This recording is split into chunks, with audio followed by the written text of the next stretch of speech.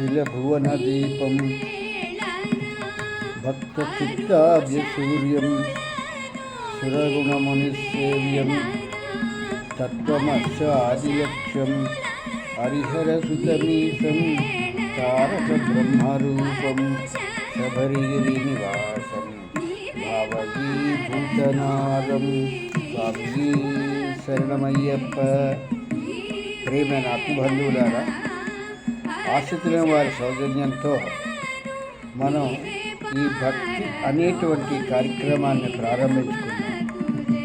ఈ ప్రారంభించుకున్నటువంటి ఈ యొక్క కార్యక్రమంలో మనం ఈ కథలు అనేటువంటి దాన్ని వింటూ కథల్లో ఉన్నటువంటి విషయ పరిజ్ఞానాన్ని తెలుసుకుంటూ దానికి అనుసంధానమైనటువంటి వాటిని కూడా మనం చూస్తూ విషయాన్ని మనం తెలుసుకోవటం జరుగుతుంది.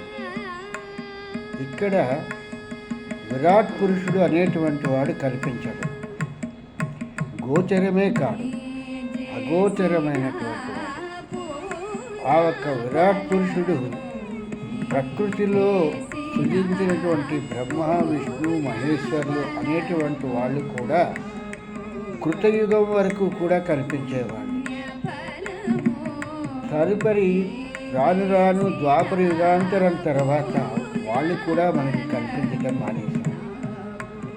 ఇప్పుడు ఎంతసేపు అదృశ్యమైనటువంటి దాన్ని తీసుకుని దృశ్యంలో లేని విషయాన్ని దృశ్యంగా తీసుకుని మాట్లాడవలసినటువంటి విషయం ఏర్పడుతుంది. అంటే కంటికి కనిపించినటువంటి శక్తిని గురించి మానసికంగా ఆలోచించి మనస్సుతో దాన్ని ఎదుటి వ్యక్తికి చెప్పేటువంటి ప్రయత్నం చేయటమే ఇందులో ఉన్నటువంటి ముఖ్యమైనటువంటి విషయం.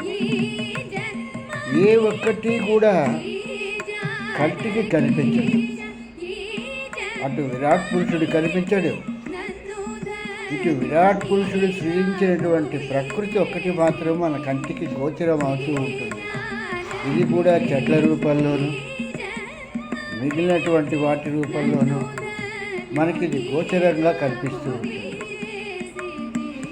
కానీ ఈ బ్రహ్మ విష్ణు మహేశ్వరులు అనేటువంటి వాళ్ళని ఆయన సృష్టి చేసి ఈ యొక్క బ్రహ్మని సృష్టి క్రమాన్ని తీసుకోమని, శివుణ్ణి ఈ యొక్క జగత్తుని లయం చేయమని, విష్ణువుని ఈ జగత్తుని చూడమని పంపించాడు అనేటువంటి విషయాన్ని మనం తెలుసుకుంటున్నాం తప్పితే మనం వేటిని కూడా కంటితో మనం చూడలేము. పవర్ ప్రజెంటేషన్ అనేటువంటి ఒక మాట వాడుతూ ఉంటాం. ఆ పవర్ ప్రజెంటేషన్ అనేటువంటిది అక్కడ ఉన్నటువంటి వస్తు పరిజ్ఞానాన్ని మనం చెప్పటమే పవర్ ప్రజెంటేషన్ అనేటువంటి విషయం మనందరికీ తెలిసినటువంటి విషయం. అంత తప్పితే అగోచరము కానిటువంటి శక్తిని మనం ఎక్కడా కూడా మనం ప్రదర్శించలేము అనేటువంటి విషయాన్ని మనం తెలుసుకోవాల్సినటువంటి ముఖ్యమైనటువంటి విషయం. ఈ యొక్క కృష్ణ శతకకర్త ఈ యొక్క రామాయణ భారతం భాగవత కథల్లో నుంచి తీసుకున్నటువంటి వాటి మూలంగా ఈ యొక్క కృష్ణ శతకాన్ని రాస్తూ ఆయన చెప్తారు, చక్రసుతుగాచు కొరకై చక్రము చేపట్టి భీష్ము జంపగా చనుని విక్రమమేమని పొగడను నక్రగ్రహ సర్వలోక నాయక కృష్ణ అని చెప్పేసని ఈ కృష్ణ శతకంలో ఒక చిన్న పద్యంలో ఒక 4 పాదాలు ఉన్నటువంటి పద్యంలో, ఇది కందల్లో ఉన్నటువంటి పద్యంలో జరిగినటువంటి వాటిని మనకి చెప్తున్నటువంటిది. నీవు ఆ చక్రాన్ని తీసుకుని, ఆ సుదర్శన చక్రాన్ని తీసుకుని ఆ ఒక్క గజేంద్రుని కాపాడాలి అనుకుని చెప్పేసని నువ్వు అనుకుని ఆ మొసలిపైకి నీ తాలూకు చక్రాన్ని ప్రయోగించావు.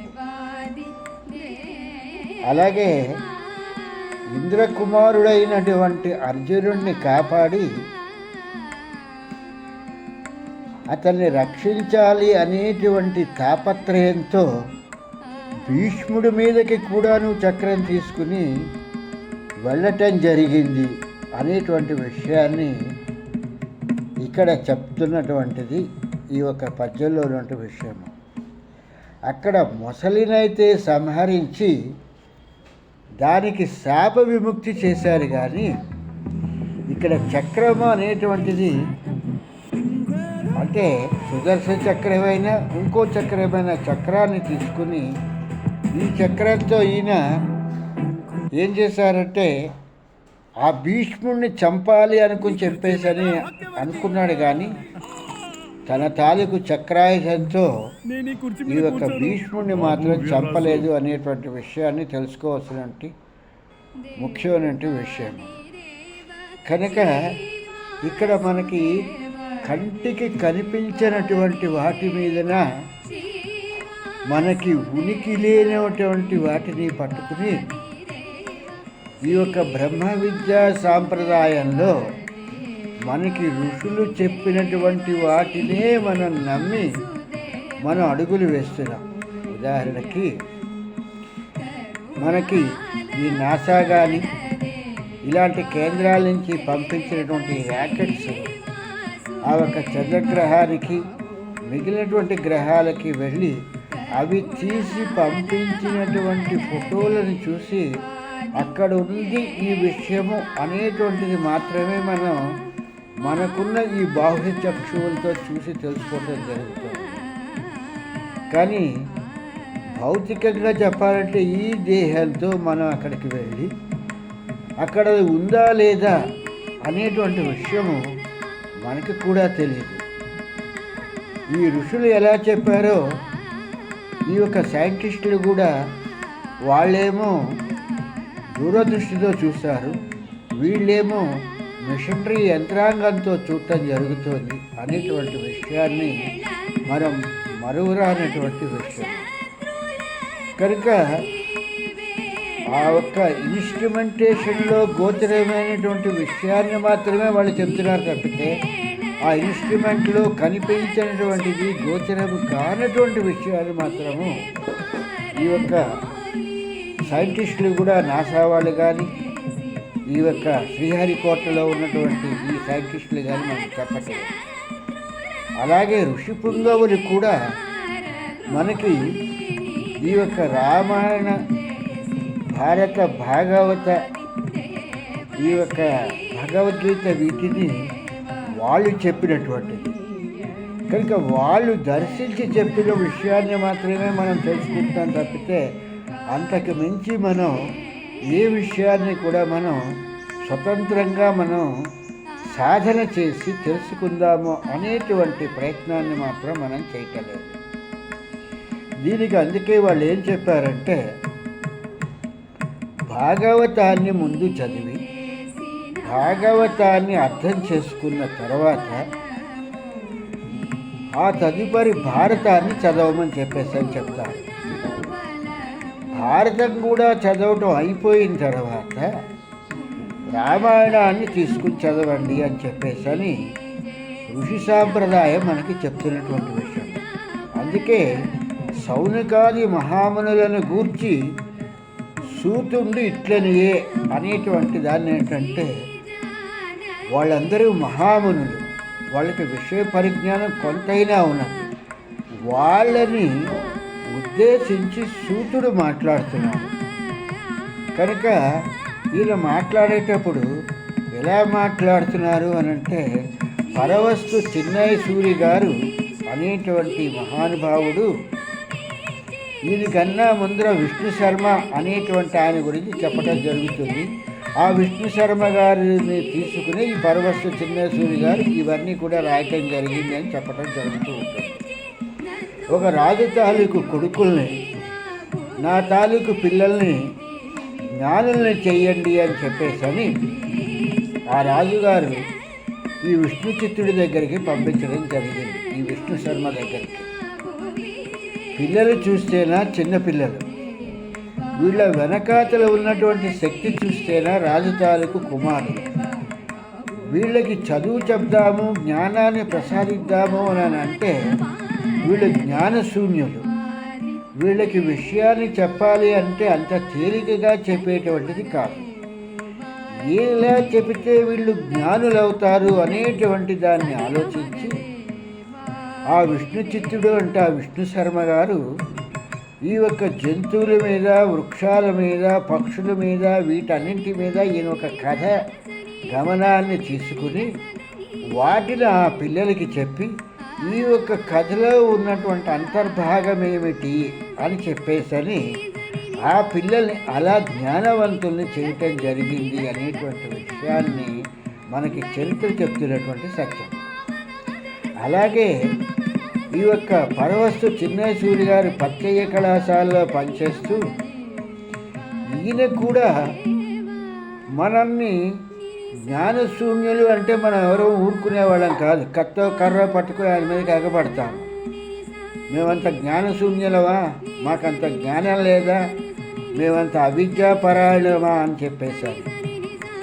అందుకు పరవస్తు చిన్నేశ్వరి గారు ఆ పచ్చయ్య కళాశాల అనేటువంటి దాంట్లో మద్రాసు మహానగరంలో పనిచేస్తూ వీళ్ళకి ఎలా చెప్పాలి, ఈ యొక్క జనులకి, ఈ పశువులకి ఎలా చెప్పితే వీళ్ళు జ్ఞానవంతులు అవుతారు అనేటువంటి విషయాన్ని ఆయన ఈ కాలంలో బాగా ఆలోచించి ఆ రోజునాడు ఎలాగైతే విష్ణు శర్మ గారు చెప్పారో అలాగే ఈ యొక్క మిత్రలాభము, మిత్రభేదము, సంధి, విగ్రహము అనేటువంటి వాటిని తీసుకుని ఈ జంతువుల మీద, ఈ యొక్క పక్షుల మీద, వీటి మీద ఈయన మనకి ఈ కథలన్నీ కూడా చెప్పటం జరిగింది.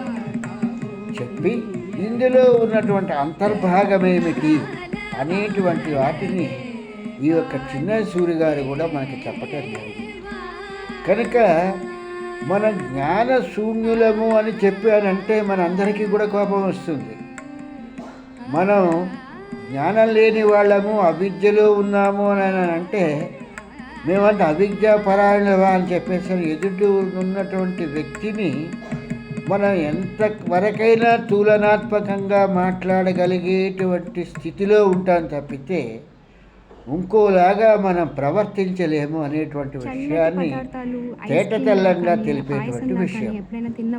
కనుక ఇటువంటి విషయాలన్నింటినీ కూడా ఈ యొక్క వ్యాసుల వారు కూడా గుర్తుపెట్టుకుని ఈయన ఏం చేశారంటే ఈ యొక్క భాగవతము అనేటువంటి దాన్ని తీసుకుని ఈ యొక్క భాగవతంలో ఈ కథలన్నింటినీ కూడా మనకి చెప్పటం జరిగింది.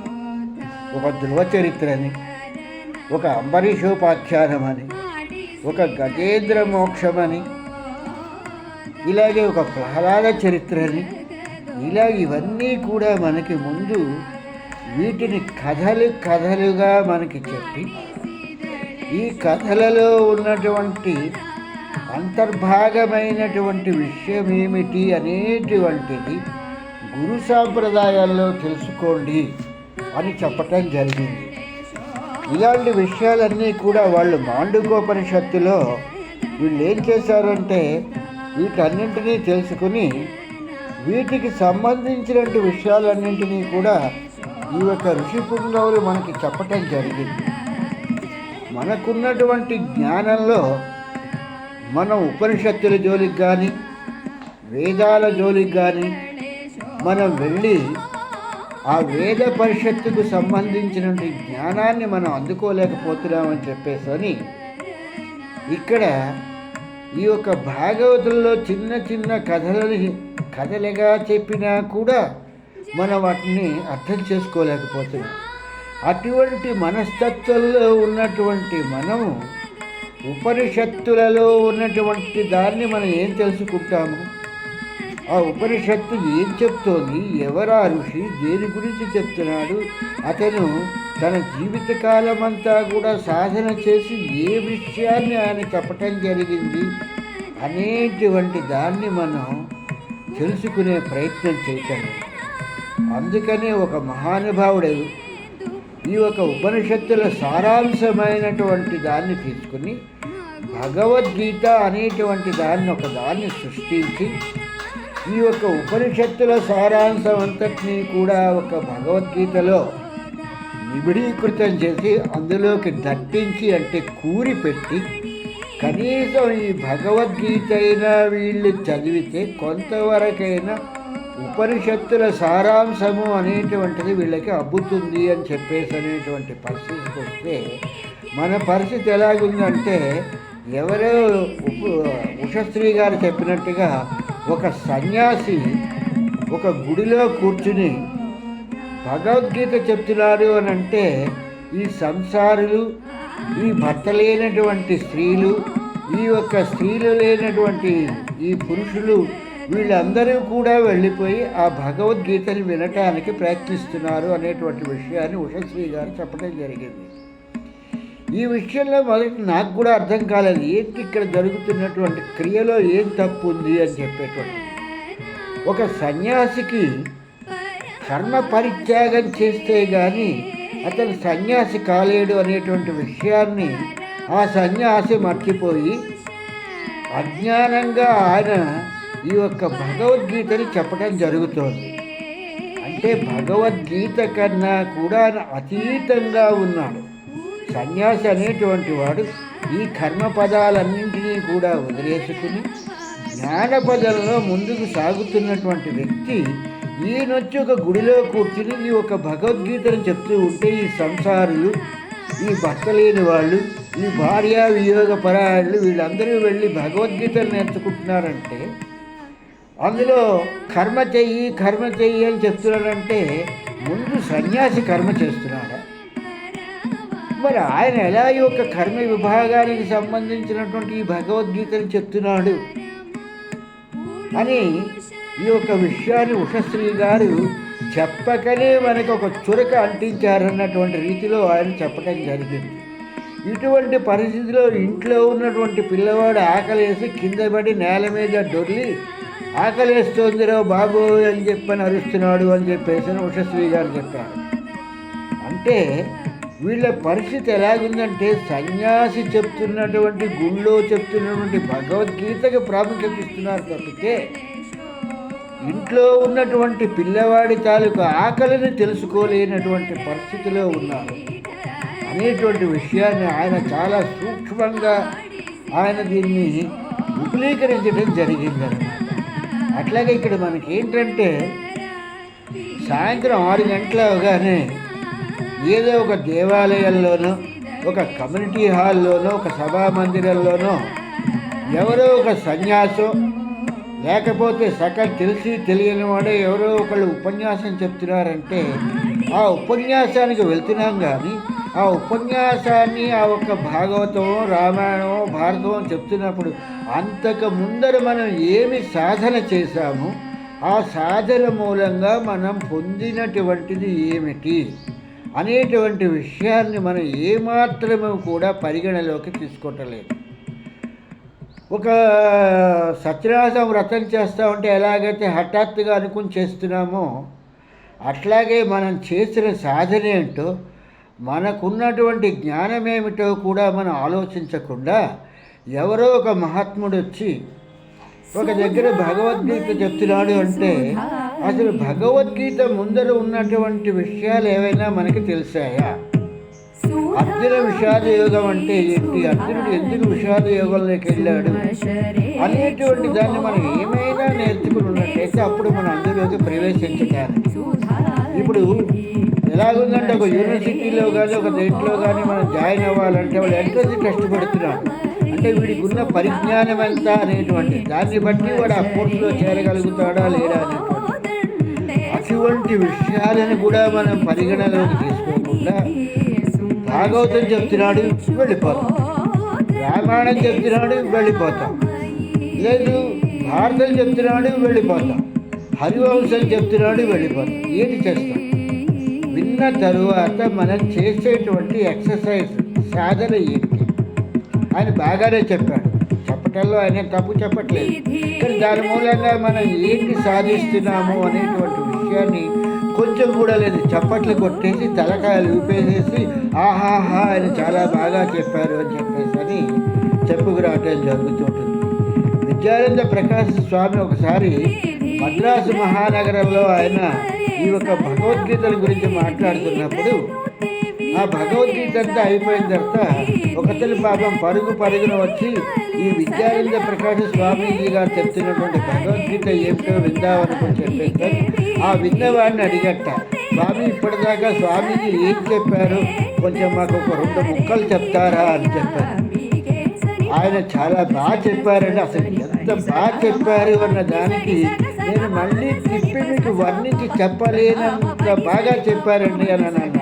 ఈ 2 మాటలు ఆ విద్యానంద ప్రకాశ స్వామీజీ వారు వినడం జరిగింది. అంటే విన్నది అక్కడే వదిలేస్తున్నాం, వీడు తిరిగి పక్కవాడికి చెప్పగలిగేటువంటి స్థితిలో వీడు ఏమాత్రము కలిగి ఇటువంటి వాటికి వెళ్ళటం మూలంగా మనకు వచ్చేటువంటిది ఏంటి, వీటి మూలంగా మనం పొందేటువంటిది ఏంటి. ఇప్పుడు ఈ బృహద్రాయణోపనిషత్తు తీసుకుంటే ఈ బృహద్రాయణోపనిషత్తులో ఉన్నటువంటిది ఏంటంటే ఈ యొక్క బ్రాహ్మణము అనేటువంటి దానిలో ఈ బ్రాహ్మణీకము అనేటువంటిది 3 పర్యాయాలు 3 అధ్యాయాలుగా చెప్పబడుతూ ఉంటుంది. ఈ బ్రాహ్మణీకము అనేటువంటి యొక్క దీంట్లోకి వచ్చేటప్పటికి మైత్రేయ బ్రాహ్మణీయము అనేటువంటిది ఒకటి ఉంది. అంటే ఈ బ్రాహ్మణీయము అనేటువంటిది చివరికి ఎలాగొచ్చిందంటే ఒక కులానికి అంట కట్టేశారు తప్పితే ఈ బ్రాహ్మణీయము అనేటువంటిది బ్రహ్మకి సంబంధించినటువంటి వస్తు పరిజ్ఞానానికి సంబంధించినటువంటిది అనేటువంటి విషయాన్ని కూడా మనం మర్చిపోయాం. అది ఆఖరికి ఎలా తయారైందంటే ఒక కులానికి తగ్గ మనం పెట్టుకున్నటువంటి పేర్లో చేస్తున్నారు తప్పితే ఆ ఒక బ్రహ్మ పదార్థము అనేటువంటి దాన్ని ఎలా వాడు చెప్తున్నాడు, దాన్ని మనం ఎలా తెలుసుకుంటాము అనేటువంటి విషయాన్ని కొంచెం కూడా ఆలోచించకుండా ఆఖరికి మనం ఎలా తయారామంటే ఉపనిషత్తులు అనేటువంటివి ఉపనిషత్తుల అవి చాలా కష్టమైనటువంటి కష్టమైనటువంటి ఐఏఎస్ ఎగ్జామినేషన్కి వెళ్ళాలని చెప్పేసి ప్రయత్నిస్తున్నటువంటి వాళ్ళు ఇంత కష్టమైనటువంటిదా అనేటువంటి ఉపనిషత్తుల గురించి ఎందుకు చదవలేకపోతున్నారు. అక్కడ ఐఏఎస్ చదివి కలెక్టర్స్ అవుతున్నారు, ఇక్కడ ఉపనిషత్తులు చదివి ఎందుకు జ్ఞానాన్ని సంతరించుకోలేకపోతున్నారు. కనుక ఏంటంటే మనకి చెప్పినటువంటి ఒక సామెత ఏంటంటే అందని ద్రాక్ష పళ్ళు పుల్లన అనేటువంటి దాని ప్రకారంగా మనం అర్థం చేసుకోలేకపోతున్నాము. కాబట్టి కనుక మనకి ఈ ఒక ఉపనిషత్తులు చాలా కష్టమైనటువంటివి.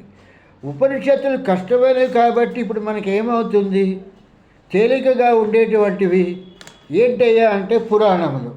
ఈ ఒక పురాణాలను తీసుకుంటే మనం ఈ ఒక పురాణాల్లో ఉన్నటువంటి కథలను వినేసి మనకి ఒక చిన్నప్పటి నుంచి ఏంటంటే పుణ్యము పాపము అనేటువంటి వాటిని మనకి చెప్పటం మూలంగా మనకి పుణ్యం వచ్చేస్తుంది అని చెప్పేటువంటి వీటితో ఈ ఒక్క పురాణాలను వింటే మనకేదో పుణ్యం వచ్చేస్తుంది అనేటువంటి దాన్ని నేర్చుకుంటున్నాం. పాపం ఎలాగ సంఖ్యల్లో పుణ్యం అనేటువంటిది కూడా అటువంటిది కూడా బంగారపు సంఖ్యలే.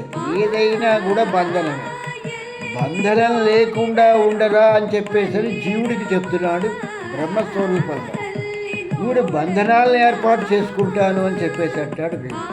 ఇదే విషయాన్ని ఈ బంధనం గురించి ఇక్కడ చెప్తున్నటువంటిది ఏంటంటే సక్రసుతు గాచు కొరకై చక్రమ చేపట్టి భీషు జంపగచను నీ విక్రమమేమని పొగడను నక్రగ్రహ సర్వలోక నాయక కృష్ణ అని చెప్పేసి చెప్పడం జరిగింది.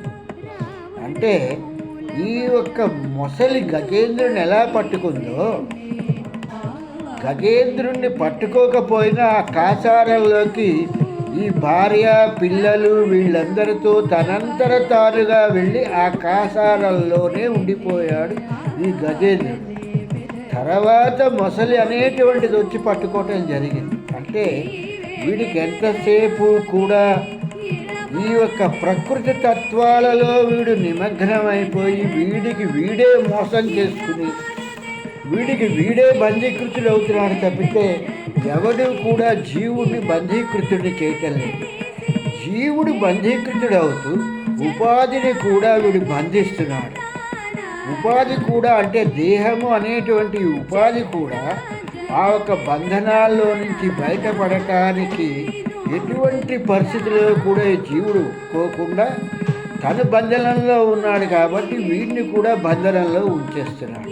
ఈ బంధనాలను తెచ్చుకుని బయటికి రావాలి అని అంటే వీడు ఏ విధమైనటువంటి సాధన చేసినప్పుడు వీడి తాలూకు బంధనాలన్నీ కూడా విడతాయి అనేటువంటి కథా గమనాన్ని మాత్రమే ఈ యొక్క గజేంద్ర మోక్షంలో చెప్పటం జరిగింది. ఈ గజేంద్ర మోక్షంలో పాదద్వందము నేలమోపి అని చెప్పేసి నేను అన్నప్పుడు, నువ్వు కుటుంబంలో ఉండవయ్యా, భార్య పిల్లలతో ఉండు, భార్యతో సంసారాన్ని చెయ్యి, పిల్లల మీద ప్రేమానురాగాలు పెంచుకుని వాళ్ళని ఉన్నతమైనటువంటి చదువులు చదివించు.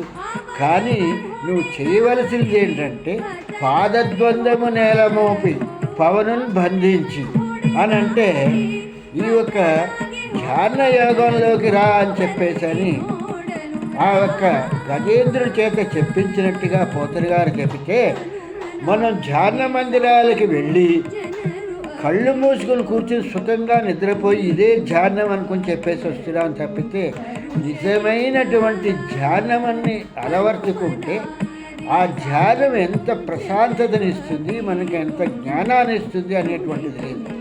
ఇదే ఆసరా చేసుకుని జ్ఞాన కేంద్రాలు, విజ్ఞాన కేంద్రాలు, సాధనా కేంద్రాలని వీటిని పెట్టుకుని వీటిని వ్యాపార కేంద్రాలుగా మార్చుకుని ఇందులో ఎంతమంది చేరతారు, 1,00,000 మంది చేరతారా, 10,000 మంది చేరతారా అని ఇలా వీళ్ళు జనాల్ని పోగేసుకుంటున్నారు తప్పితే ఇందులో విషయ పరిజ్ఞానం ఎంత తెలుస్తోంది?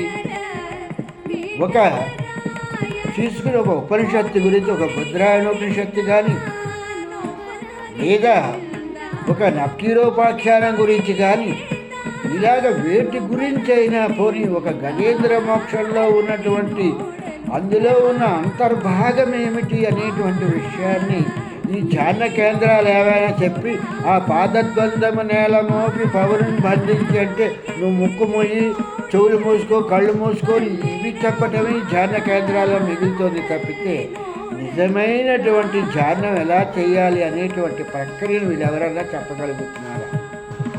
దీనికి కారణం ఏంటంటే ముందు అతనికి తెలిస్తే కదా. కానని వాని నూతగొని కాననివాడు విశిష్ట వస్తువులని చెప్పేసని పోతరు గారు చెప్పుకొస్తారు. గుడ్డివాడిని నమ్ముకొని గుడ్డివాడి నడుస్తున్నాడు. ఇద్దరు వెళ్ళి ఏం చేస్తారంటే గోతులో పడతారు. వాడికి తెలీదు, వీడికి తెలీదు. ఒక జీవితాన్ని నాశనం చేసుకుంటున్నారు తప్పితే ఆ జీవితానికి కావలసినటువంటి మార్గదర్శకాన్ని ఏమిటి అనేటువంటిది ఆ మార్గబంధువైనటువంటి ఆ అయ్యప్ప అనుగ్రహంతో పొందుదాము అనేటువంటిది లేకుండా, ఆ వెంకటనాథుడి కృపతో జ్ఞానాన్ని పొందుదామని లేకుండా వీళ్ళు ఇలా అనుమతిస్తున్నంత కాలము జ్ఞానము అనేటువంటిది రావటం అనేటువంటిది అసంభవమైనటువంటి విషయం. కాబట్టి ఆ వెంకటనాథుడి కృపతో మనం జ్ఞానాన్ని ఆర్జిద్దాము అని చెప్పేసి అనుకుంటూ స్వామి శరణం, స్వామి శరణం, స్వామియే శరణమయ్యప్ప.